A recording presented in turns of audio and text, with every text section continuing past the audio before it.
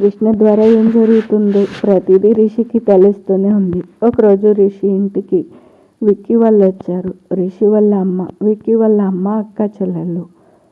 రిషి అంటే విక్కీ చాలా ఇష్టం.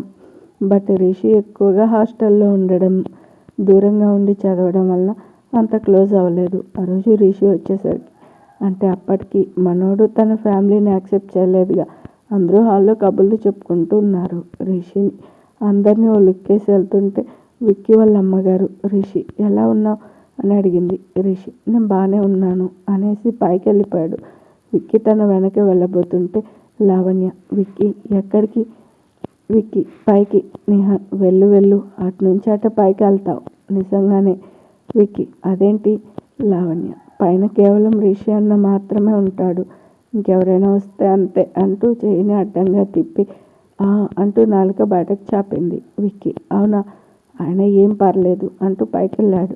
తను వెళ్ళేసరికి రిషి ఫ్రెష్ అవడానికి వెళ్ళాడు. విక్కీ ఆశ్చర్యంగా చూస్తున్నాడు. సూపర్గా ఉంది అనుకుంటూ బెడ్రూమ్లోకి వెళ్ళాడు. అక్కడ చెఫ్ పాప ఫోటో సింగిల్గా లంగా ఓణిలో నవ్వుతూ, విక్కీ ఆ ఫోటోనే చూస్తూ ఈమెను ఎక్కడో చూశానే అనుకుంటూ ఉండగా వెనుక నుండి ఫట్టుమని వీపు విమానం మూత మోగింది. విక్కీ అదిరిపడి వెనక్కి చూశాడు. రిషి కోపంగా తన్నే చూస్తూ ఉన్నాడు. విక్కీ అబ్బా ఏంటన్నయ్య అంత సౌండ్ ఇచ్చావు?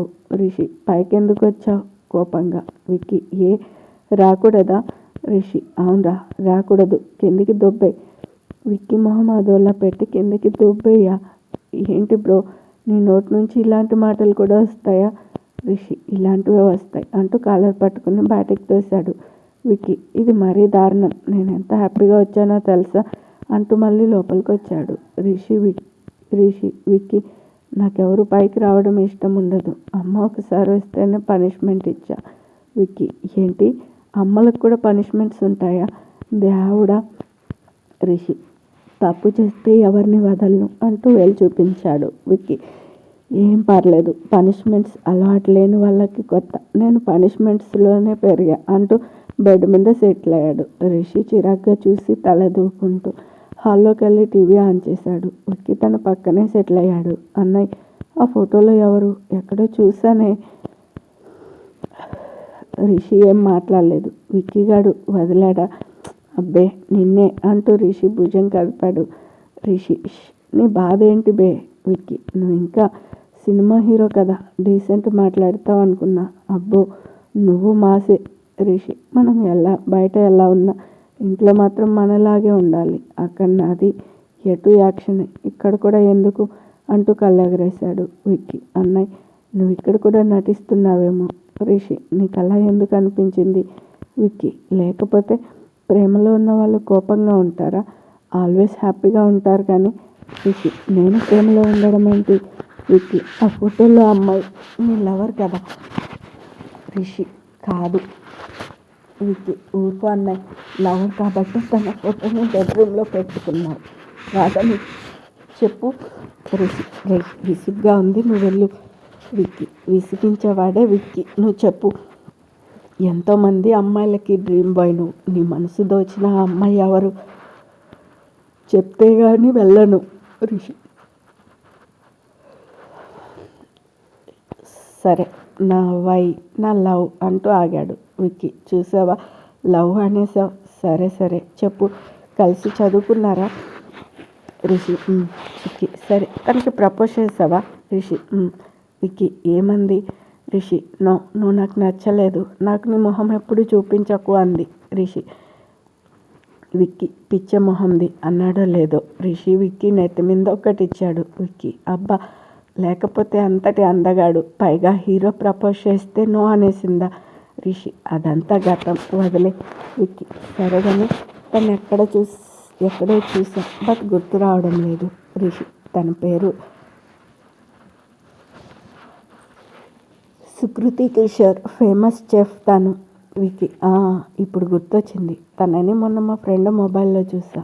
రిషి ఆసక్తిగా మీ ఫ్రెండ్ మొబైల్లోనా, అదెలా?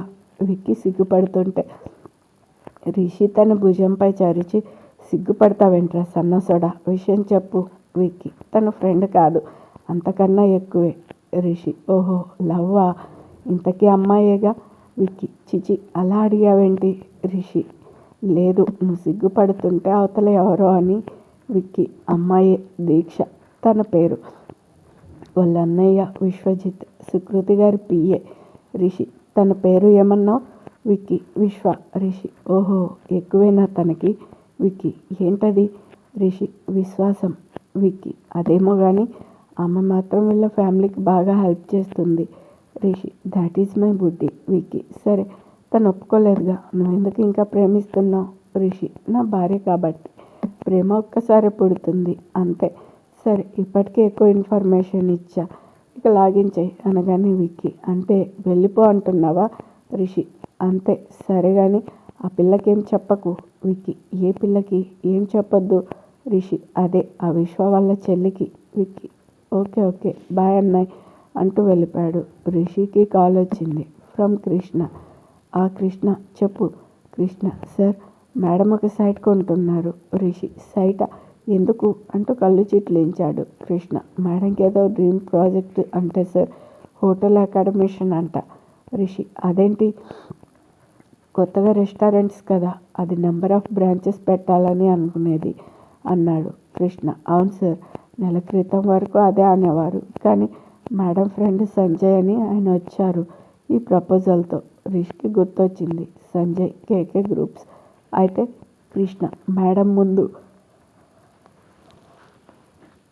ఒప్పుకోలేదు సార్, బట్ కిషోర్ సార్ ఒప్పించారు. రిషి సైట్ ఎవరిది? కృష్ణ వాళ్ళ ఫ్రెండ్దే సార్. రిషి ఓహో అవును, మీ మేడం పిఏ విశ్వజిత్ ఎలాంటి వాడు? కృష్ణ మంచివాడే సార్, మేడం అంటే చాలా అభిమానం. రిషి గుడ్, జాగ్రత్త మరి. సరే, ఈ మంత్ శాలరీ వేయమని చెప్పా, చూసుకో. కృష్ణ సార్ చూసా, థ్యాంక్స్ సార్. ఒక 4 రోజుల తర్వాత కృతి వాళ్ళ ఇంట్లో కృతి ఇంకా సుప్రజ మాత్రం ఉన్నారు. అందరూ పెళ్ళికి వెళ్ళారు.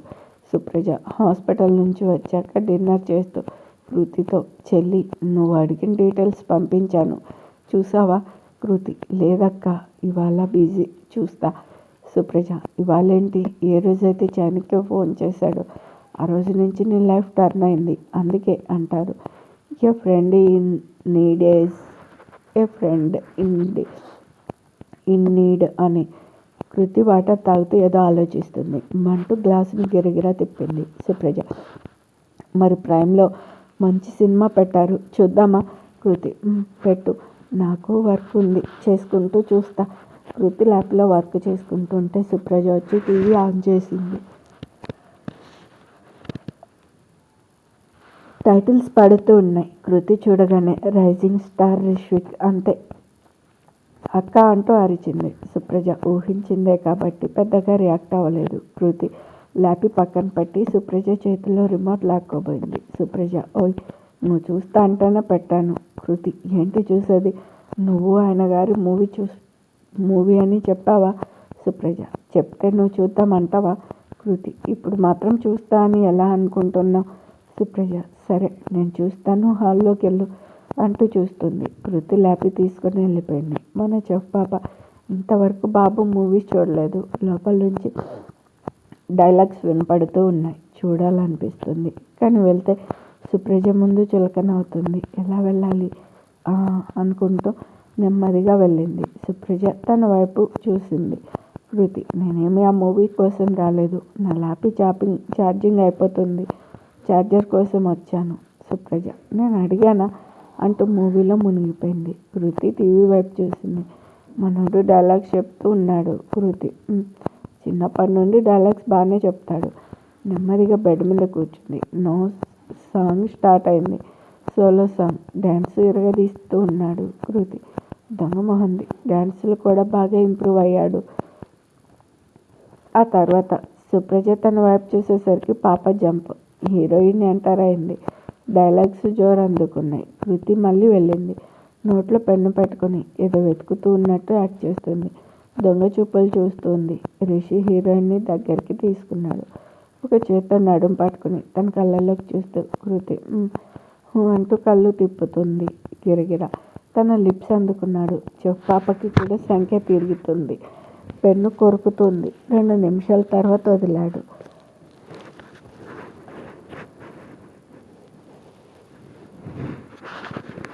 హీరోయిన్ని చూసి అందంగా నవ్వుతూ ఉన్నాడు. హీరోయిన్ సిగ్గుపడుతూ పరిగెత్తుతుంటే రమ్య ఆగు అంటూ తన వెనకే పరిగెత్తుతున్నాడు. కృతికి తన రిషితో గడిపిన మధుర జ్ఞాపకాలు గుర్తొస్తూ ఉన్నాయి. రిషి తన వెనక పరిగెత్తడం, తనను పైకి లేపి తన కళ్ళలోకి చిలిపిగా చూడడం, ఆ ప్రేమ, సంతోషం ఇంకెప్పటికీ తిరిగి రావా అనుకోగానే తన కళ్ళ వెంబడి నీళ్లు తిరిగాయి. సుబ్బు బేబీ సినిమాలో ఇన్వాల్వ్ అయి కృతిని గమనించడం లేదు. కృతి సీరియస్గా లేచి రిమోట్ లాక్కుని టీవీ ఆఫ్ చేసింది. సుప్రజ ఏదో అనేలోపు అక్క నీ ఫోన్లో ఉందిగా ప్రైమ్ చూసుకో, నాకు ఆయన గారి మూవీ చూస్తుంటే మెంటల్ వస్తుంది. సుప్రజ ఆ విషయం ఇందాకే చెప్పొచ్చుగా అంటూ రుసలాడుతూ వెళ్ళిపోయింది. కృతికి వర్క్ చేయాలనిపించలేదు. ఏడుపు వస్తుంది. రిషి బాగా గుర్తొస్తున్నాడు. నెమ్మదిగా లేచి సుప్రజ ఏం చేస్తుందో చూడ్డానికి వెళ్తే ఎక్కడా కనపడలేదు. సైలెంట్గా వచ్చి తన పెళ్లి ఆల్బమ్ తీసి చూసింది. ఒక్కొక్క ఫోటో చేత్తో తడుముకోకుండా రిషి తనని పైకి లేపాడు. ఆ ఫోటోలో కృతి రిషి భుజం చుట్టూ చేసి నవ్వుతూ ఉంటే రిషి కళ్ళల్లో ఆనందం, పెట్టడానికి పేరు కూడా లేనంత సంతోషం. అసలు సంగతి ఏంటంటే సుకృషిల ఇద్దరికి ఈ ఫోటోనే ఇష్టం. మన పాప లాపీలో ఇదే. ఆ ఫోటో మీదే చేసి చూస్తూ అలాగే నిద్రపోయింది. కృతి దగ్గరుండి హోటల్ కన్స్ట్రక్ట్ చేయించుకొని ఉంది. తను అప్పటిదాకా సంపాదించిందంతా దానికోసమే ఖర్చు పెట్టేసింది. రిషికి కృతి కమిట్మెంట్స్ తెలుస్తూనే ఉన్నాయి. బట్ తన టైట్ షెడ్యూల్స్తో బిజీగా ఉండడంతో మరీ డెప్త్కు వెళ్ళలేదు. కృతి అనుకున్నట్లే కన్స్ట్రక్షన్ పూర్తయింది. ఇంకా 2 రోజుల్లో ఓపెనింగ్ అనగా అప్పుడే కృష్ణ రిషికి ఫోన్ చేశాడు. విషయం చెప్పాడు. అంతా విని రిషి నేను షూటింగ్ కోసం రేపు టర్కీ వెళ్తున్నా. అక్కడ నా నంబర్ నీకు ఇప్పుడు మెసేజ్ చేస్తా. ఎనీ టైం ఎమర్జెన్సీ అయితే వెంటనే మెసేజ్ చేయి, ఆలస్యం చేయకు అని కాల్ కట్ చేశాడు. ఆ రోజే ఓపెనింగ్. కృతి చాలా టెన్షన్గా ఉంది. ఓ బిగ్ షాట్ని పిలిచి ఓపెన్ చేయించారు. అందరూ స్నాక్స్ తీసుకుంటూ ఉన్నారు. కృతి ఫ్యామిలీ మొత్తం తనతో ఉంది. దాదాపు 100 మంది వచ్చారు. లోపల ఉన్న వాళ్ళతో బిజీగా ఉంది. బయట ఏదో గొడవ వినిపించింది. పెద్దగా అరుపులు వినపడుతూ ఉన్నాయి. కృతి అండ్ ఫ్యామిలీ బయటకు వచ్చారు. 2 సుమోలలో దిగారు. ఓ 30 మంది వరకు. చాలా రఫ్గా ఉన్నారు. వాళ్ళలో ఒకడు ఎవరు ఇక్కడ నా పర్మిషన్ లేకుండా నా సైట్లో ఇంత పెద్ద హోటల్ కట్టేశారు అని ఆ సుమో పైకెక్కి కూర్చున్నాడు. సిగరెట్ తీసి వెలిగించాడు. లోపల నుంచి గెస్ట్ అంతా బయటకు వచ్చి ఆశ్చర్యంగా చూస్తూ ఉన్నారు. ముందు కిషోర్ వెళ్ళాడు. అతనితో ఎవడ్రా నువ్వు అనేసరికి వాడు కిందకి దూకి కిషోర్ మొహం మీద పొగ ఊదాడు. కిషోర్ కోపంగా చెయ్యి పైకెత్తేసరికి వాడు చెయ్యి తోసి కిషోర్ చెంప మీద ఫాటుమని ఒకటి ఇచ్చాడు. పాపం అంకుల్కి చుక్కలు కనపడ్డాయి. కృతి పరిగెత్తుకుంటూ వచ్చింది. వాడు కృతిని ఎగాదిగా చూస్తూ తన చుట్టూ తిరిగాడు.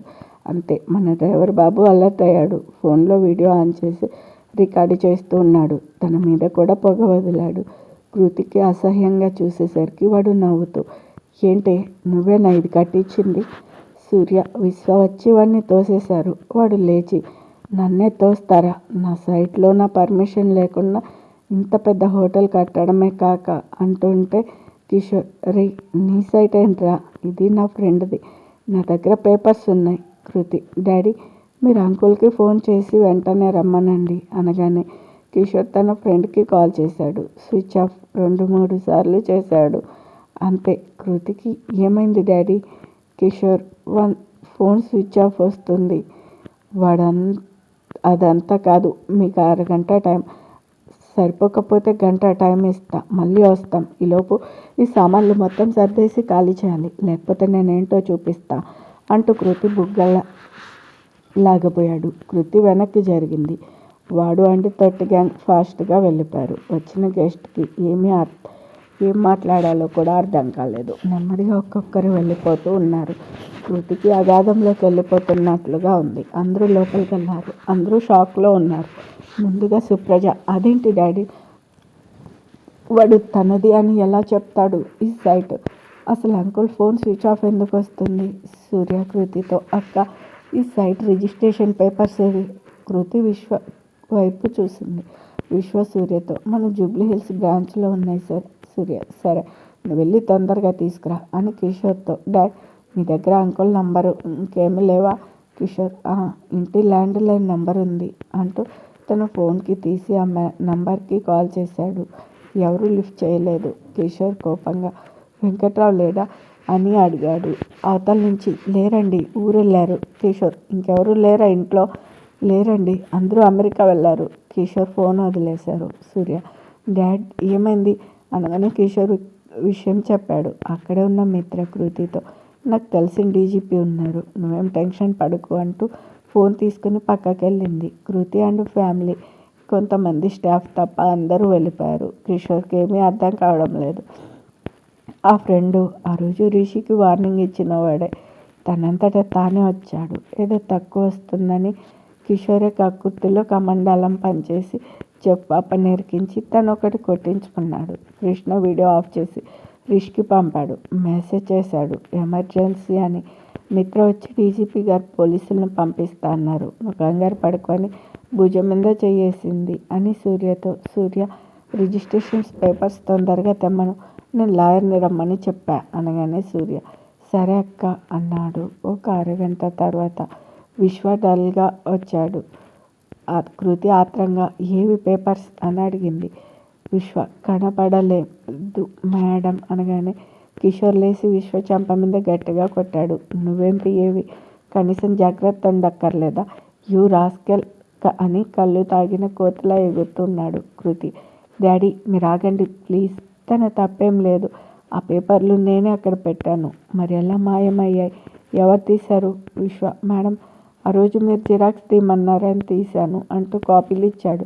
మిత్ర చెప్పినట్టే పోలీసులు ఇంకా లాయర్ వచ్చాడు. అందరూ వాళ్ళని ఎలా ఫేస్ చేయాలా అని చర్చించుతూ ఉంటే వాళ్ళు వచ్చేశారు. కిషోర్ అంకుల్కి టెన్షన్ మొదలైంది. పోలీసులు వీళ్ళందరినీ ఇక్కడే ఉండమని బయటకు వెళ్ళారు. ఇందాక వార్నింగ్ ఇచ్చినవాడు ఏం భయపడదాం వీడికి, కిషోర్ అంకుల్ని కొట్టాడు, బట్ మన చెఫ్ పాపనే టచ్ చేయబోయాడు. ఇంకేదో ప్లాన్ కూడా వేశాడు.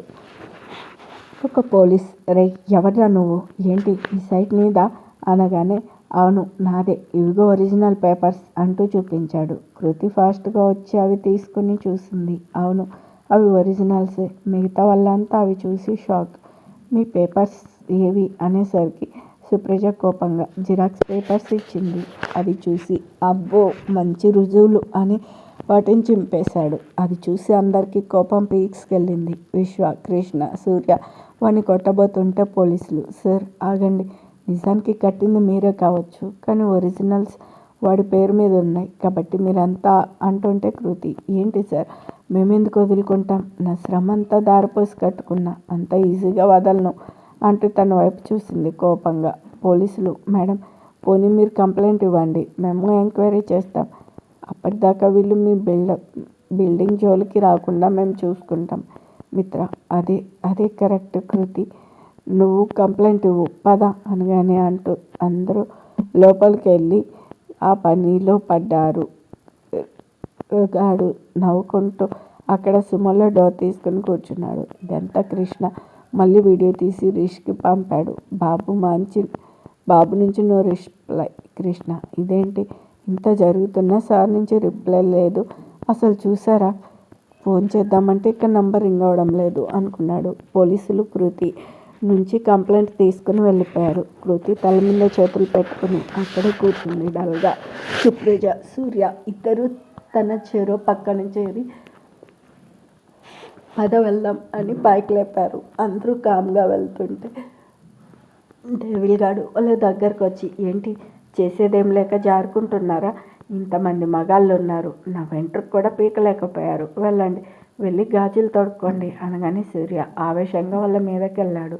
వాడి గ్యాంగ్ సూర్యని చావగొడుతుంటే విశ్వ, కృష్ణ ఇంకా కృతి స్టాఫ్ వెళ్ళారు. కానీ ఆ రౌడీ గ్యాంగ్ దెబ్బకి మన వాళ్ళు చిత్తుగా తన్నులు తిన్నారు. కాసేపు అంతా గొడవ. ఈ గొడవలో వచ్చి కృతి చేపట్టుకున్నాడు. వెకిలిగా నవ్వాడు. కృతికి కోపం వచ్చి లాగిపెట్టి ఒక్కటిచ్చింది. వాడు చెంపరెద్దుకుంటూ, నన్నే కొడతావా? చెప్తానే నీ సంగతి. నేను కాపాడే మగాడే లేడు ఇక్కడ అంటూ వాళ్ళతో రండిరా అంటూ వెళ్ళిపోయాడు. పాపం సూర్యకి దెబ్బలు బాగా తగిలాయి. అందరూ హాస్పిటల్కి వెళ్ళారు. ఆ రోజు రాత్రి కృష్ణ, సార్ ఏంటి ఇంతవరకు మెసేజ్ చేయలేదు? పరిస్థితి చూస్తే చెయ్యి దాటిపోయింది. వాడేమో ఏదో వార్నింగ్ ఇచ్చాడు అని భయపడుతూ ఉన్నాడు.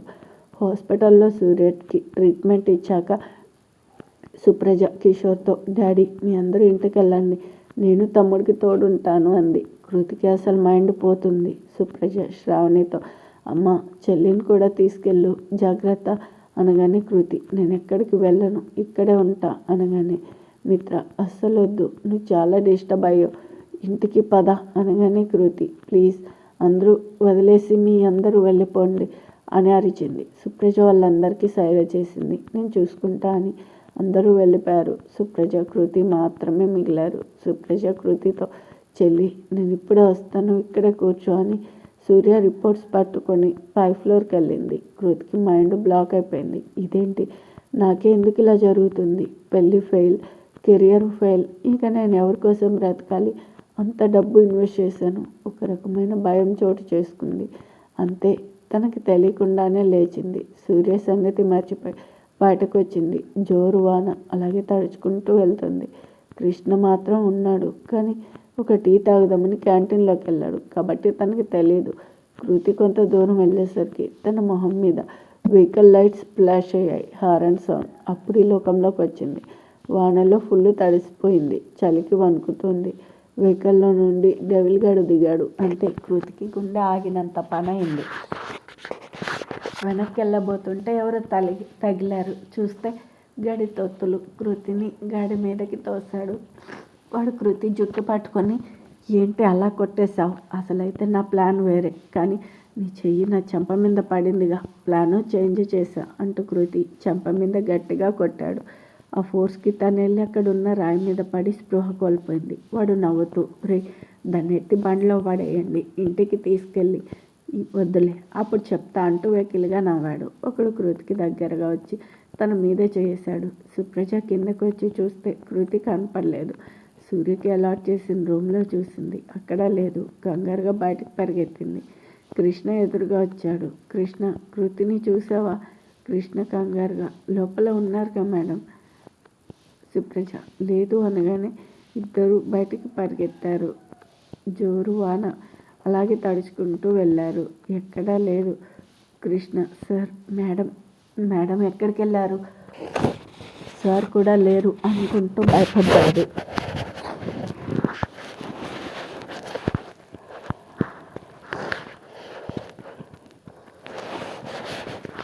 తోకగాడి చెయ్యి కృతి వంటి మీద వేయబోయాడు. అంతే, వాడి మొహం మీద బలంగా ఒక షాట్ పడింది. వాడు పెట్టిన కేకకి గాడు కూడా అదిరిపడ్డాడు. రిషి మొహానికి మాస్క్ పెట్టుకుని కృతిని పైకి లేపి చూశాడు. రాయి తగిలి బ్లడ్ వస్తుంది. రిషి తనని జాగ్రత్తగా తన కారులో పడుకోబెట్టి వాళ్ళ దగ్గరకు వచ్చాడు. వాళ్ళంతా 10 మంది ఉన్నారు. మనోడికి సంఖ్య తిరిగింది. అంతే, ఒక్కొక్కరిని ఎలా కొట్టాడంటే, ఒకరిని జుట్టు పట్టుకుని కరెంటు స్తంభం కేసి కొట్టాడు. ఇంకొకరిని తన పంచులతో ఉతికేశాడు. మరొకరిని కరాటే షార్ట్స్తో వాయి తీశాడు. ముందుగాడు మిగిలిన వాళ్ళని విచ్చిచేలు విడిగా కొట్టేశారు. ఒక్కొక్కడికి కొట్టను, ఇంకొకరిని కొట్టను కానీ గాడి వైపు కోపంగా చూడను. అందరూ అయిపోయాక వాడి దగ్గరికి వెళ్ళాడు. రిషి కడుపులో బలంగా తన్నాడు. రిషి కింద పడ్డా లేచి జంప్ చేసి వాడి గుండెల మీద కాళ్ళతో తన్నాడు. వాడు ఎలాగోలా లేచి మళ్ళీ రిషి వైపు వచ్చాడు. రిషి వాడిపై జంప్ చేసి వెనక్కి వచ్చి వాడి 2 చేతులు వెనక్కి విరిచేశాడు. ఎంత ధైర్యం రా నీకు? తనే నా కొడతావా? వాడి గుండెల మీద పిచ్చి పిచ్చిగా కొట్టేశాడు. వాడు కింద పడిపోయాడు. ఇంకా ఈ జన్మలో ఏ ఆడపిల్ల జోలికి వెళ్ళాడు. రిషి వాళ్ళందరినీ ఒక చోట చేర్చి అందరికీ కలిపి తాడు కట్టాడు. పోలీసులకు ఇన్ఫామ్ చేశారు. తను వెళ్ళి కృతిని చూసి కోపంతోనూ బాధతోనూ కారు గ్లాస్ మీద గట్టిగా కొట్టాడు. అంతే, అది పగిలి ఎందుకో పిచ్చ కోపంగా ఉంది. పోలీసులు రావడం చూసి తన కారు స్టార్ట్ చేసి వెళ్ళిపోయాడు. పోలీసులు వాళ్ళందరినీ జీప్లో పడేసి తీసుకెళ్లారు. రిషి కారు తన గెస్ట్ హౌస్ ముందు ఆపాడు. కారు దిగి కృతిని నెమ్మదిగా లోపలికి తీసుకెళ్ళాడు. బెడ్ మీద పడుకోబెట్టాడు. నుదుటిన ముద్దు పెట్టాడు. తన చేయి పట్టుకుని, ఏంటిదంతా? ఒక్కదానివి ఎక్కడికి వెళ్తున్నావు? నేను రాకపోతే నీ పరిస్థితి ఏంటి? దీని వెనక ఎవడున్నా వాడిని వదిలిపెట్టను అన్నాడు. కృష్ణకి కాల్ చేశాడు. ఫోన్ మోగుతుంది కానీ లిఫ్ట్ చేయడం లేదు. వాచ్మెన్ని పిలిచి వాళ్ళ ఆవిడ్ని పిలవమన్నాడు. ఆవిడ రాగానే రిషి లోపలికి వెళ్ళి డ్రెస్ తెచ్చి ఇచ్చి లోపల ఉన్న మేడంకి డ్రెస్ మార్చు అని చెప్పి హాల్లో కూర్చున్నాడు. తీవ్రంగా ఆలోచించాడు. ఎవరు తనని ఇంతలా టార్గెట్ చేస్తున్నారు? ప్రీతి. అంతే. మొహంలో సీరియస్నెస్ ఇంకా పెరిగింది. అప్పుడే తన ఫోన్ మోగింది. Call from Krishna. వెంటనే లిఫ్ట్ చేశాడు. కృష్ణ కంగారుగా, సార్, మేడం కనపడా? రిషి, తన దగ్గర సేఫ్గా ఉంది. నువ్వు మన గెస్ట్ హౌస్ దగ్గరికి వచ్చి అని ఫోన్ పెట్టేశాడు. వాచ్మెన్ భార్య బయటకు వచ్చి మార్చండి సార్ అనగానే రిషి లోపలికి వెళ్ళి కృతికి దెబ్బలు తగిలిన చోట బ్యాండేజెస్ వేశాడు. మళ్ళీ బుగ్గల్లాగి, ఐ లవ్ యూ చిన్ను, నువ్వు అనుకునేది సాధిస్తావు. నేను నీ వెనకే ఉంటా. ఎవరు అడ్డం వచ్చినా వదలను. ఇది భర్తగా నా బాధ్యత అంటూ పెదవులను వెలుతో స్పృశించాడు. పాప కొంచెం కదులుతుంది అంతే. బయటకెళ్ళి వాచ్మెన్ని పిలిచి ఏదో చెప్పాడు. అతను వాళ్ళ ఆవిడ్ని పిలిచాడు. ఆవిడ లోపలికి వెళ్ళింది. కృతి కళ్ళు తెరిచి చూసింది. ఆవిడని చూసి చుట్టూ చూసింది. నేను ఎక్కడున్నాను అని అడిగింది కష్టంగా.